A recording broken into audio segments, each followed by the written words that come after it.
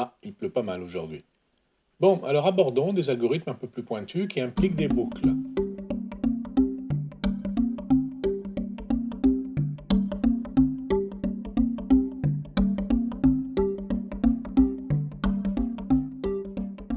Par exemple, ma petite Smarty, sais-tu ce qu'est la factorielle d'un entier? Pas vraiment, mon pacalou. Eh bien, prenons un exemple. Factorielle de 5, c'est 1 fois 2 fois 3 fois 4 fois 5. 1 fois 2, ça fait 2. 2 fois 3, ça fait 6. 6 fois 4, 24. Et 24 fois 5, 120. Factorielle de 5 égale 120. Du coup, tu peux imaginer l'algorithme assez facilement avec une boucle. Pas vraiment, mon pacalou, je ne porte pas de boucle. Ah non, pas pour tes oreilles. En algorithmique, une boucle revient à répéter plusieurs fois un même ensemble de traitements. Ici, par exemple, on réalise une multiplication 5 fois de suite. Oui, mais c'est pas toujours la même, mon pacalou, c'est pas toujours le même chiffre. Ben, c'est pas grave, Smarty. On peut dire que l'on calcule le produit d'un nombre avec un autre, ce dernier variant de 1 à 5. Alors en algorithme, voilà ce que ça donne. On met la valeur 1 dans produit, puis après on dit que pour i égale 1 à 5, on calcule produit fois i que l'on restocke dans produit, et puis à la fin on a le résultat, on n'a plus qu'à imprimer le factoriel de 5. Et on peut vérifier pas à pas. On met produit égale 1, puis après je fais varier i de 1 à 5, donc je commence par 1. Pour i égale 1, on calcule donc le produit fois 1, c'est-à-dire 1 fois 1, ça donne 1 que je restocke dans produit. Bon, ça ne change rien. Pour i égale 2, je prends produit fois 2, c'est-à-dire 1 fois 2, ça donne 2, et je stocke 2 dans produit. Pour i égale 3, je fais produit fois 3, c'est-à-dire 2 fois 3, 6, que je stocke dans produit. I égale 4, produit fois 4, ça donne 6 fois 4, 24, que je stocke dans produit. Et enfin, pour i égale 5, dernier élément de la boucle, produit fois 5, 24 fois 5, qui donne 120 dans produit. Oui, mon pacalou, mais ton nombre initial là, c'est pas forcément 5. Bien sûr que non. Du coup, l'algorithme doit marcher pour n'importe quel nombre entier. D'où le nouvel algo. Oui, mais alors, si ton nombre est nul ou alors il est négatif. Eh bien, par convention, on dit que factoriel de 0 égale 1, et on ne calcule pas le factoriel d'un nombre négatif. Donc je complète mon algorithme pour en tenir compte. C'est la première fois que tu mets fonction dans un algo, mon pacalou. En effet, ici on précise qu'on appelle une fonction d'un petit nom, factoriel, et puis le corps de l'algorithme qui suit décrit comment faire.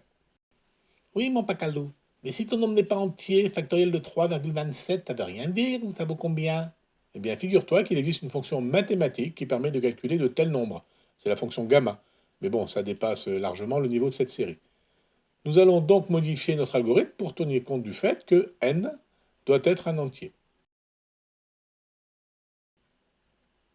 Et avec le code Python,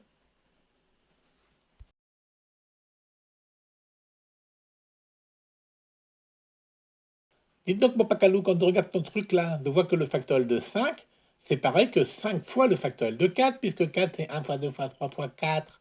mais bravo, très belle observation ma petite Smarty. Cela veut dire qu'on peut créer en fait un autre algorithme qu'on appelle récursif avec une fonction définie ainsi. Alors prenons un exemple, factoriel de 5. 5 est bien un entier plus grand que 0. Donc nous allons renvoyer 5 fois factoriel de 5 moins 1, c'est-à-dire factoriel de 4. Du coup, la fonction appelle factoriel de 4. C'est un entier strictement positif, donc on renvoie 4 fois factoriel de 4 moins 1, qui est égal à factoriel de 3. Du coup, ça appelle encore factoriel de 3, et ainsi de suite.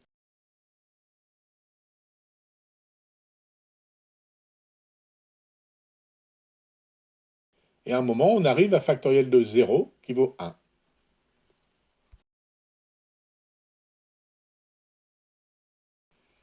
Et voici le code Python. Dis donc, mon pacalou, ton algorithme est plus simple, hein. Pourquoi tu l'as pas écrit tout de suite comme ça? Eh bien parce qu'on sait en informatique que la récursion ou la récursivité, c'est-à-dire une fonction qui s'appelle elle-même, donc, peut être terriblement gourmande en mémoire et en temps de calcul, donc on évite en général. Mais dans certains cas, c'est élégant et surtout plus facile à coder qu'en linéaire ou en boucle. Pour l'illustrer, regardons le problème des tours de Hanoï. Tu dois faire passer les 3 pièces du pilier de gauche au pilier tout à droite, le pilier 3. C'est facile. Oui, mais tu as deux règles quand même. 1. Tu ne peux déplacer qu'une pièce à la fois. Et 2. Une pièce ne doit jamais être positionnée sur une pièce plus petite. Eh ben, c'est facile quand même, mon pacalou. Je prends la pièce du dessus en 1 là, et je la mets sur le pilier de droite en 3. Après, je prends la pièce de dessus du pilier de gauche, 1, et je la mets en 2. Du coup, je peux reprendre la petite pièce de 3 et je la glisse sur celle de 2. Et maintenant, je peux amener la grosse pièce de 1 vers le pilier de droite, 3. Puis j'ai plus qu'à déplacer la petite pièce à gauche en 1. La moyenne, je la replace en 3. Et à nouveau la petite en 3. Et voilà! Waouh! Bravo, Smarty! Comment as-tu trouvé la solution? Eh bien, je me suis dit, si j'arrive à bouger tout le tas sauf la plus grande là sur le pilier du milieu, alors cela me permet de positionner la plus grande à droite, et après, il n'est plus qu'à ramener le tas du milieu. Bravo, c'est un très très beau raisonnement. Imagine maintenant qu'il y a n pièces, n égale au moins à 2. Comment tu fais? Eh bien, t'appliques la même idée, mon pacalou. Si tu arrives à bouger tout le tas, sauf la plus grande au milieu, cela me permet de positionner la plus grande à droite, et après, t'es plus qu'à ramener le tas du milieu avec le reste. Mais oui, c'est un algorithme récursif finalement. Ah bon? Tu fais de la récursivité sans le savoir? Oui, oui, on le dirait bien. En tout cas, voilà traduit en algorithme. Ouah, te comprends rien. C'est pourtant exactement ce que tu viens de me dire. On peut déplacer de 1 vers 3 un nombre de pièces de n.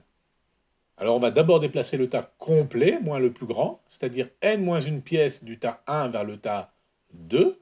Et le tas 2, ben, c'est bien 6 moins 1 moins 3, ça fait bien 2. Puis après, je déplace ma pièce, la grande, là en l'occurrence, de 1 vers 3. Et puis après, je peux redéplacer le tas de 2 vers 3. C'est-à-dire 6 moins 1 moins 3 égale 2 vers 3. C'est une astuce ton truc des 6, mon pacalou. Oui, oui, et tu peux vérifier que cela marche toujours. Si je prends pilier 1 vers 3, le dernier vaut 6 moins 1 moins 3, c'est-à-dire 2. Si je veux aller du pilier 2 vers 3, le dernier vaut 6 moins 2 moins 3, ça donne 1.